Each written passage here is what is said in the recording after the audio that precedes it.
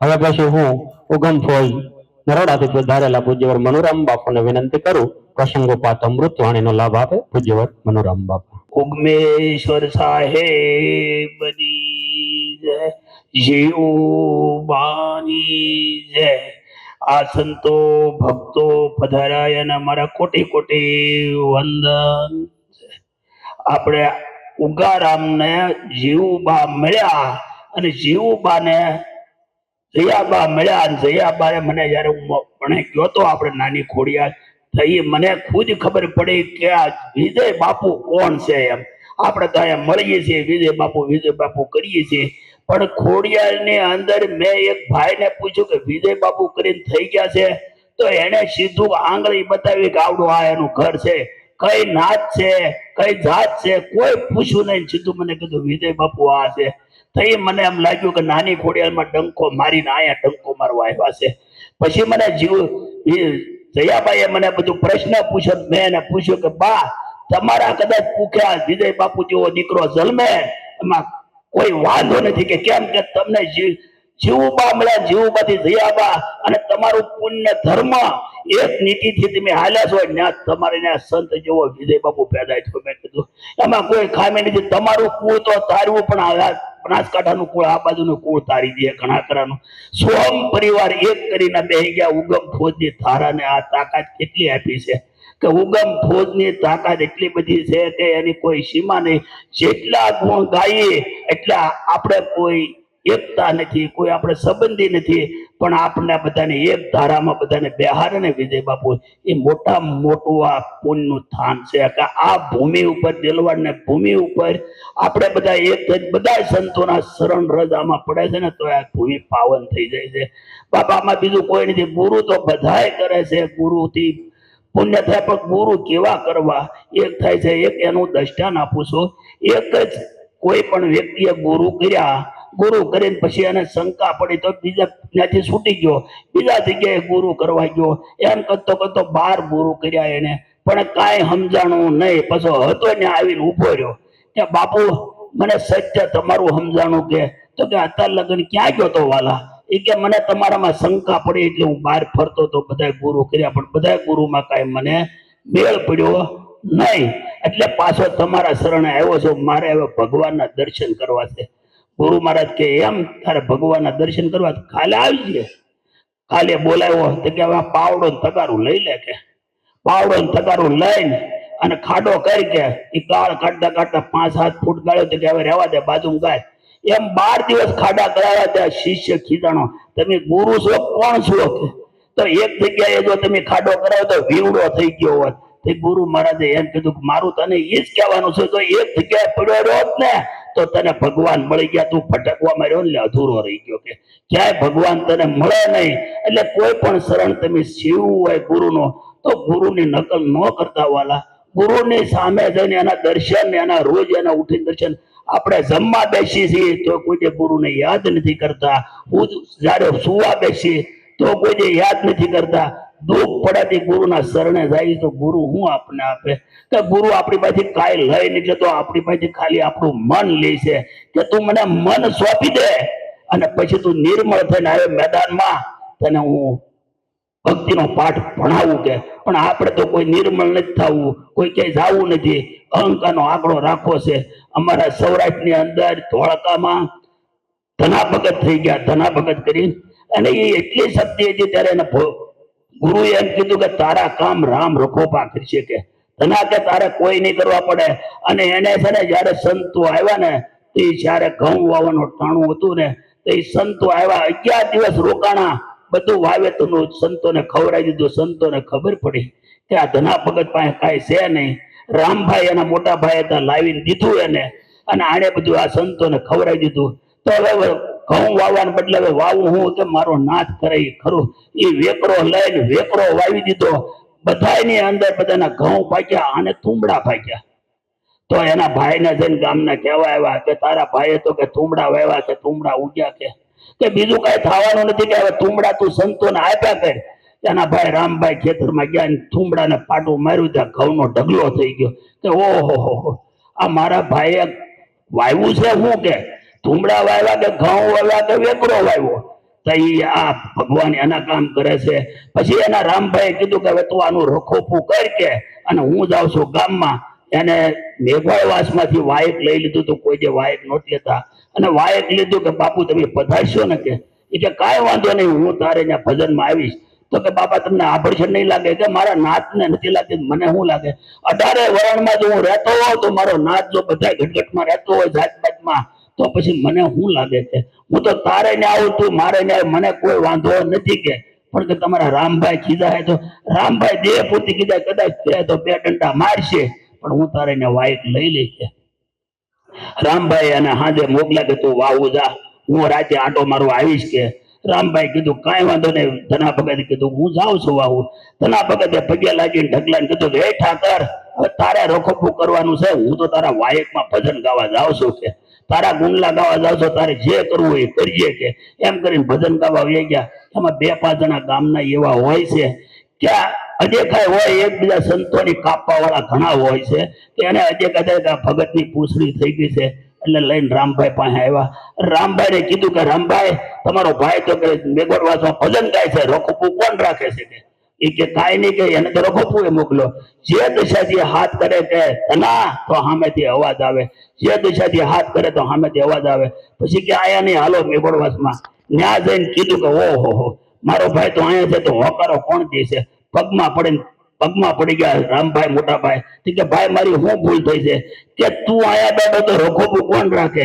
કે રખોપું તો દ્વારકા વાળો રાખે છે, એના ભરોસે મૂકીને આવ્યો. એ સંતોની એટલી કમાણી હોય તે રખોપું એના રાખે છે. આપણે તો આપણે ઘરના છોકરા ને ધ્યાન દેતા. કેમ આપણે કોઈ કાંઈ છોડ્યું નથી, કોઈને દીધું નથી, કોઈને કાંઈ નહીં. આપણા હાથમાંથી છોકરા આંચકી લીધી, વ્યવહાર દઈએ એટલે છોકરા ક્યાંથી આપણું રખોપું રાખે? એટલે આપણે કોઈ પણ ભક્તિ ભાવથી સંતો કોઈ પણ વરણનો જાત આવે, 18 વરણમાં કયો મારો નાથ પધારે કોને ખબર છે કે. એટલે કોઈ પણ વરણમાં તમે આ ભક્તિ ભાવમાં રહ્યા સંતો બધા રહ્યા છે.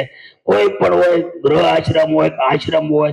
આશ્રમમાં 2 પ્રકારના હોય છે. ગ્રહ આશ્રમમાં છે ને વ્યવહારિક બહાર વયો જાય છે, અને આશ્રમ છે એની અંદર સંતો હાજર રહે છે. કોઈ પણ વટે માર્ગે આવે તો એને બટકું રોટલો ચા પાણી ખવડાવે છે, એ આશ્રમ કહેવાય. અને ઓલો આશ્રમ છે તો વ્યવહારના કામમાં આશ્રમ, ગ્રહ આશ્રમ કહેવાય. પણ ભક્તિ એમાંય થાય છે ને. એટલે આ મારી વાણીને વિરામ આપું છું. બોલો સતગુરુ દેવની. ખૂબ ખૂબ આભાર મનુરામ બાપાનો. મનુરામ બાપાએ ધના ભગતની વાત કરી ધોળકાની. સંતો મહંતો અને મહાપુરુષોના અસંખ્ય ને પાર ભારત ભૂમિ ઉપર કોઈ એવું ગામ નહીં હોય કે જ્યાં સંત મહંત કે મહાપુરુષોનું પ્રાગટ્ય નહીં હોય. આ ભારતની સનાતન ધારાનો પ્રગટ પરચો છે વાલા. તો ધોળામાં જે ધના ભગત થઈ ગયા મનુ બાપાએ બહુ સરસ વાત કરી. મનુ બાપા મારી જન્મભૂમિ ગામ નાની ખોડિયાર, તાલુકો મેંદરડા, જિલ્લો જુનાગઢ, સોરઠ, સૌરાષ્ટ્ર. ગાંડી ગીરમાં જઈ આવ્યા અનુભવ તમને જે કીધો એ બીજા રામદાસ બાપુ ફુદેડા વાળા, સુંદરદાસ બાપુ લીંભોઈ, નરસિંહ બાપુ ચોટાસણ વાળા, એ બધા ત્યાં જઈ આવ્યા છે અને ઝૂંપડીના દર્શન કરી આવ્યા, દર્શન આપી આવ્યા. એ બધાનો આભાર ને હું તો સંતો મહંતોને કહું છું કે જ્યારે આપને જાઓ સૌરાષ્ટ્રની ભૂમિમાં દર્શન કરવા સંતોના, તો આ કોથળો જ્યાં જન્મો છે ત્યાં અવશ્ય ચોક્કસ જાજો. એ આપ બધાનું જ છે વાલા. એ આપ જશો તો ત્યાં કઈ ખામી હશે તો એમાં સુધારો થઈ જાય, અને ત્યાં જઈને ખામી ગોતી આવવાની અને ઈશારો કરી આવવાનો, સાહેબ આ ખામી છે ને પણ આમાં સુધારો કરી દો. કારણ કે અમે સંતો પાસેથી તો એક જ માગીએ છીએ કે અમારી જે ક્ષતિ થતી હોય, ભૂલ થતી હોય, એનો સુધારો અમને આપો, બસ બીજું કાંઈ જોતું નથી. એટલે ખૂબ ખૂબ આભાર મનુરામ બાપાનો. હવે હું વાસણાથી પધારેલા પૂજ્યવર શંભુનાથ બાપુને વિનંતી કરું એ પણ પ્રસંગોપાત પોતાની અમૃત વાણીનો લાભ આપે. પૂજ્યવર શંભુનાથ બાપુ. સદગુરુ દેવ કી જય. ઉગમ ફોજ કી જય. દરેક સંતોને મારા આદેશ છે. અમારા નાથ સંપ્રદાયનો મેન શબ્દ આદેશ છે. ગુજરાતી ગણો તો આદેશ છે. આદેશ છે તો બધું છે. એટલે આદિ અનાદિનો નાથ સંપ્રદાય નો આદેશ શબ્દ છે. જેમ તમારે કોઈ પણ કહેતા હોય સીતારામ, અમે પણ કહીશું કે જય ગુરુ મહારાજ. ગુરુ મહારાજ છે એ સર્વેમાં બધું સમાવેશ થઈ જાય છે પ્રભુ. તો આદેશ શબ્દ દરેક સંતોને મારા પ્રણામ છે, આદેશ છે. દરેક ભક્તોને, સંતોને બધાને મારા જય ગુરુ મહારાજ, આદેશ. તો મન મરે માયા મરે મર મર જાય શરીર, આશા આશા અમર છે, આશા અમર છે, આશા તૃષ્ણા ના મરે કે ગયા દાસ કબીર. આ કબીર સાહેબની એક પ્રાણીલિકા એટલે એક સાખી છે, એના આધીન પ્રભુ આ સાખી બનાવેલી છે. તો દરેક સંતોને મારા નમ્ર વિનંતી કે બહુ હું ટાઈમ નહીં લઉં. આદેશ આદેશ આદેશ. વાસણા ચૌધરી ગાજો અને ત્યાં 700 વર્ષ જૂની સંત શ્રી સિદ્ધનાથ મહાદેવની સિદ્ધનાથ મહારાજની જીવંત સમાધિ છે, એના દર્શન કરજો ને ત્યાંના એ ગાદીપતિ છે. ત્યાં એક વડ બહુ વિશાળ છે, જેમ કબીર વડ છે ગુજરાતની અંદર પ્રચલિત, એમ વાસણાની અંદર એક પ્રાચીન વડ છે, એના પણ દર્શન કરજો. શંભુનાથ બાપુએ બહુ કબીર સાહેબની મસ્ત સાખી કીધી કે મન મરે માયા મરે, મન મરે, બોલો જો બરાબર, મન મરે મરે, વિચારી કેજો, મન મરે માયા મરે મર મર જાય શરીર, આશા તૃષ્ણા ના રહે કહ ગયે દાસ કબીર. આશા ને તૃષ્ણા ને રહેવાનું સ્થાન ક્યાં? એટલે કીધું કે આશા તૃષ્ણા ક્યાં રહે? મન અને માયા મરી જાય તો આશા ને તૃષ્ણા ને રહેવાનું સ્થાન ક્યાં? એટલે મન મરે માયા મરે મર મર જાય શરીર, આશા તૃષ્ણા ક્યાં રહે કહ ગયે દાસ કબીર. એટલે શંભુનાથ બાપુની જે વાત છે એ કબીર સાહેબની સાખીને લઈ અને સાર્થક છે. ખૂબ ખૂબ આભાર શંભુનાથ બાપુનો. શંભુનાથ બાપુ સતત સનાતન ધારાના પ્રચાર અર્થે ચાલુ ને ચાલુ જોઈએ. જયારે આમંત્રણ આપવા ગયો ને તો ક્યાંક ને ક્યાંક ભજન સત્સંગમાં હોય. બહુ નિર્મળ પુરુષ છે સાહેબ, ક્યારેક જાજો અને લાભ લેજો. ખૂબ ખૂબ આભાર શંભુનાથ બાપુનો. હવે પછી હું સત્યનામ આશ્રમ ઉજળિયાથી પધારેલા આનંદદાસ સાહેબને વિનંતી કરું, એ ભજન બોલ છે, સોહમ સોહમ મારો આત્મા બોલે. બોલો સાહેબ ભજન, આપણને આનંદ આવી જાય હો. બોલીએ શ્રી સદગુરુ સાહેબનો જય, સત્ય સનાતન ધર્મનો જય, જગાવો મનો જય, પધારેલા સબ સંતન દેવનો જય.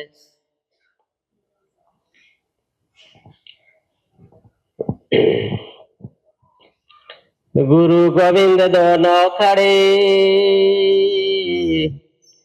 किनको लागू पाय, बलहारी गुरुदेव ने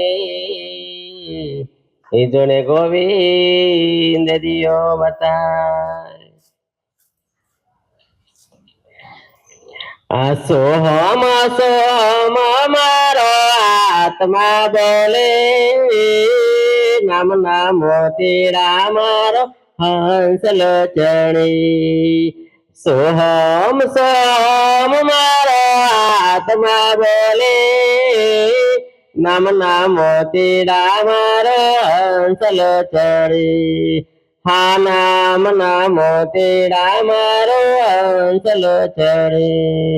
इंगला ने पिंगला सूक्ष्म नाड़ी, इंगला ने पिंगला सूक्ष्म नाड़ी. त्रिकुटी मजैने त्रणे रे समाणी, त्रिकुटी मजैने त्रणे रे समाणी. आ त्रिकुटी नो भेद मारा गुरुजी जाने, नाम नामो तेरा मारो हंसलो चढ़ी.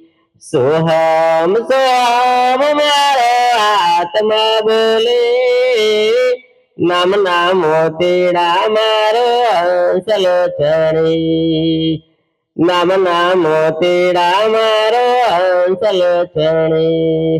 हवादर विना ने त्यावी जड़ी चमकी, वादळ विना ने त्यावी जड़ी चमकी.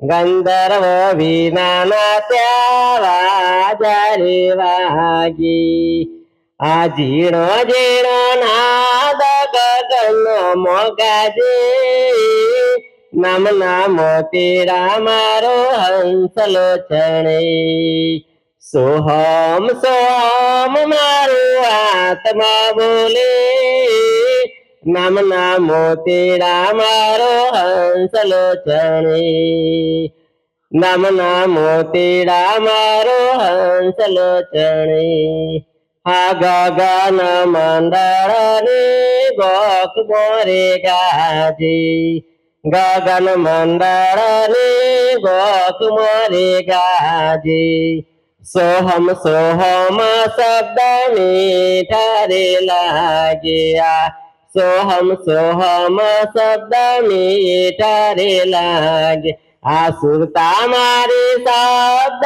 ને જઈને મળે નામના મોતીડા મારો હંસલો ચણે સોહમ સોહમ મારો આત્મા બોલે નામના મોતીડા મારો હંસલો ચણે આ દસમા દુવારે મારા સદગુરુ બેઠા દસમા દુવારે મારા સદગુરુ બેઠા નૃત્ય નિરખિયા મેં તો સુરતે પારખિયા નૃત્ય નિરખિયા મેં તો સુરતે પારખિયા આ સદગુરુ ની મૂર્તિ મને લાટરી નામના મોતીડા મારો હંસલો ચડી સદગુરુ ની મૂર્તિ મને લાટરી